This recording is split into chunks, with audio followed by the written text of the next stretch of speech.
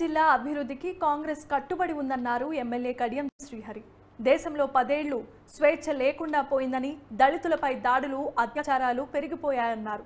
ఉమ్మడి వరంగల్కు ఉక్కు ఫ్యాక్టరీని, కోచ్ ఫ్యాక్టరీ ఏదైనా ప్రాజెక్టుకు జాతీయ హోదా ఇస్తానన్న చెప్పిన బీజేపీ ఎందుకు ఇంకా ఇవ్వలేదంటూ ప్రశ్నించారు. హామీలను అమలు చేయకుండా ఓట్లు ఎలా అడుగుతున్నారంటూ ఆయన నిలదీశారు. రాబోయే ఎన్నికల్లో బీజేపీకి ప్రజలు ఓటు ద్వారా బుద్ధి చెప్పాల్సిందిగా కడియం శ్రీహరి కోరారు. హస్తం గుర్తుకు ఓటు వేసి పార్లమెంట్ అభ్యర్థి కడియం కావ్యను భారీ మెజారిటీతో గెలిపించాల్సిందిగా ఆయన కోరారు.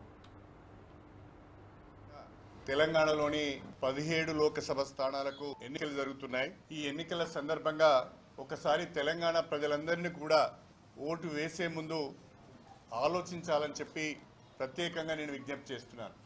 భారతదేశ ప్రజాస్వామ్య వ్యవస్థ ప్రమాదంలో ఉన్నది. గత 10 సంవత్సరాల నరేంద్ర మోడీ ప్రభుత్వం, భారతీయ జనతా పార్టీ ప్రభుత్వం ప్రజాస్వామ్య వ్యవస్థలపైన దాడి చేస్తున్నది. రాజ్యాంగ వ్యవస్థలన్నింటినీ కూడా గుప్పిట్లో పెట్టుకున్నది. ప్రజలకు స్వేచ్ఛగా మాట్లాడే అవకాశం లేకుండా, ప్రజలు స్వేచ్ఛగా రాజకీయాలు చేసుకునే అవకాశం లేకుండా, ప్రజలు స్వేచ్ఛగా మత విశ్వాసాలను గౌరవించే పరిస్థితి లేకుండా ఒక భయానక వాతావరణాన్ని భారతదేశ వ్యాప్తంగా భారతీయ జనతా పార్టీ అమలు చేస్తున్నది. రాబోయే రోజులలో 400 సీట్లు గెలవాలి,